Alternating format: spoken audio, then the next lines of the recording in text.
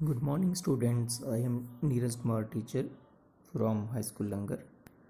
तो कल हमने जो टॉपिक पढ़ा था उसका नाम था प्लास्टिक मनी, जिसमें हमने क्रेडिट कार्ड, डेबिट कार्ड वगैरह के बारे में पढ़ा था।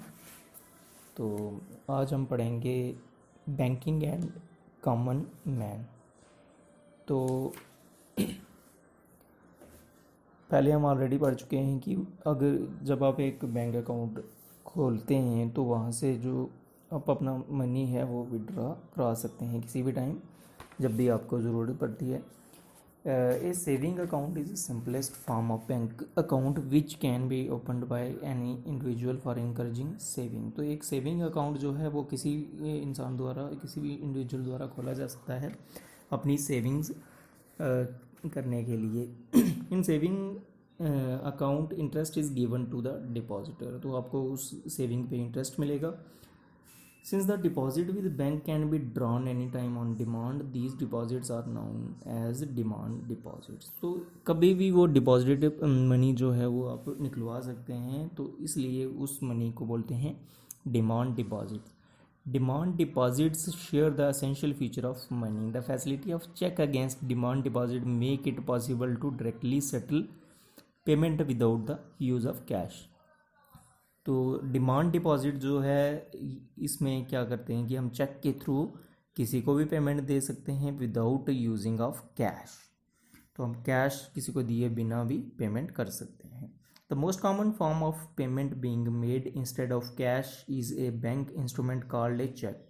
तो विदाउट गिविंग कैश जो है हम किसी को अगर पेमेंट करना चाहते हैं तो इसके लिए बैंक में जो है हम चेक बना के दे सकते हैं। A cheque is a paper instructing the bank to pay a specific amount from the person account to the person in whose name the cheque has been issued. तो एक चेक ऐसा पेपर होता है जिसके ऊपर इंस्ट्रक्शंस होती हैं और बैंक द्वारा ये दिया जाता है। उसमें जो पर्सन चेक दे रहा है और जिसका नाम उस पर मेंशन है उसको वो जो क्रेडिट है वो दिया जाता है, उस पैसा जो है उसमें क्रेडिट किया जाता है उसके अकाउंट में। The maker of cheque is called drawer and the person directed to pay is drawee. The person named in the instrument to whom or to whose order the money is by the instrument directed to be paid is called the payee. तो जिसको जिसके नाम पे जो check है वो लिखा जाता है, जिसका नाम चेक के ऊपर, उसको हम उसके अकाउंट में जो है वो पैसे ट्रांसफ़र होते हैं। The facility of cheque against demand deposit make it directly possible to settle payment without the use of cash. तो चेक फैसिलिटीज़ के कारण कोई भी पर्सन जो है अपने अकाउंट से कैश को ट्रांसफ़र कर सकता है जिसको उन्होंने वो कैश देनी है directly without using the cash. तो इसका फॉर्मेट यहाँ पे है, मैं थोड़ा बताना चाहता हूँ आपको। इसमें ऊपर जो है वो ब्रांच एड्रेस होता है with IFSC code on the top of the check.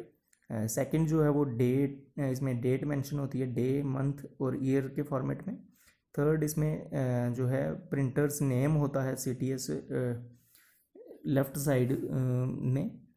Then a pantograph which shows wide copy while taking photo copy of the check below the account number.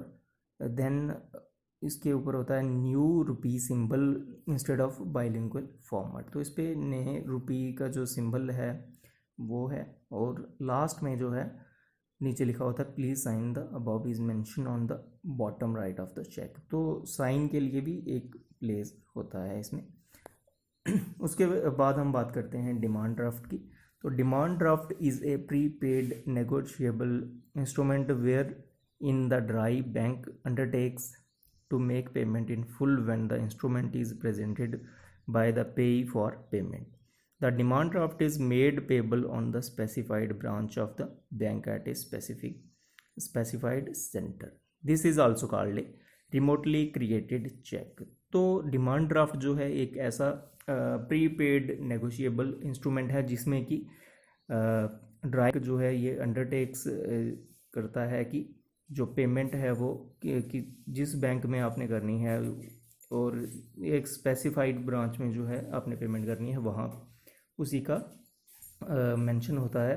और इसको एक रिमोटली क्रिएटेड चेक भी बोलते हैं। तो ये वाला जो डिमांड ड्राफ्ट बना के कहीं से भी किसी भी बैंक में ये भेज सकते हैं और ये जो कैश है वहाँ पे ट्रांसफ़र हो जाएगी। उसके बाद हम बात करते हैं टाइप ऑफ बैंक्स।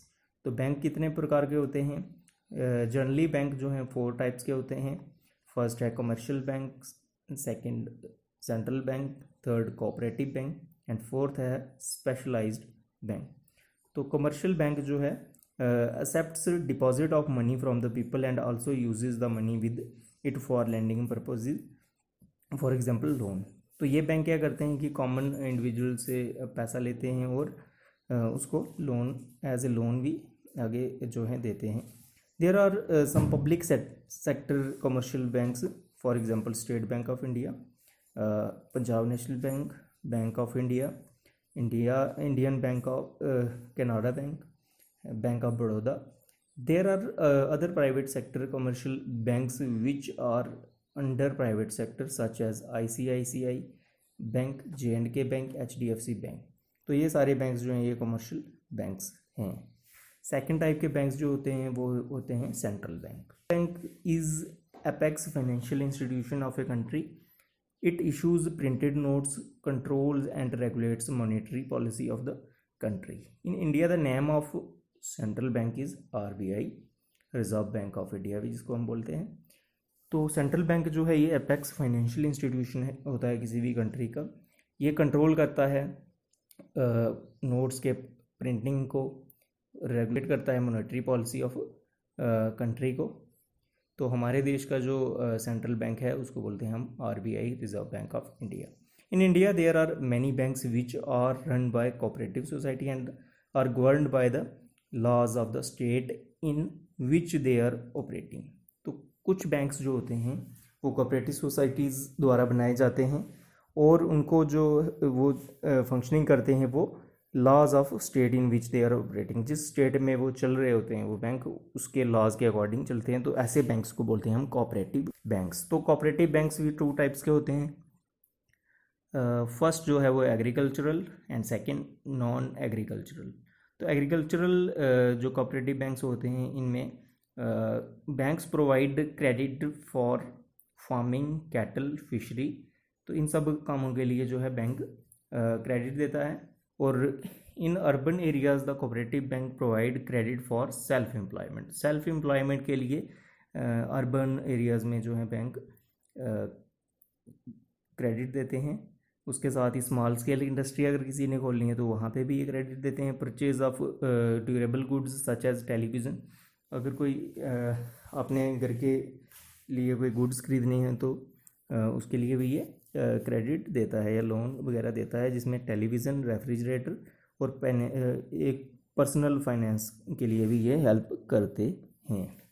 तो बच्चों इसी के साथ ये आज का टॉपिक जो है हम ख़त्म करते हैं। आज हमने पढ़ा है बैंक और बैंकिंग एंड कॉमन मैन के बारे में, जिसमें हमने चेक के बारे में पढ़ा।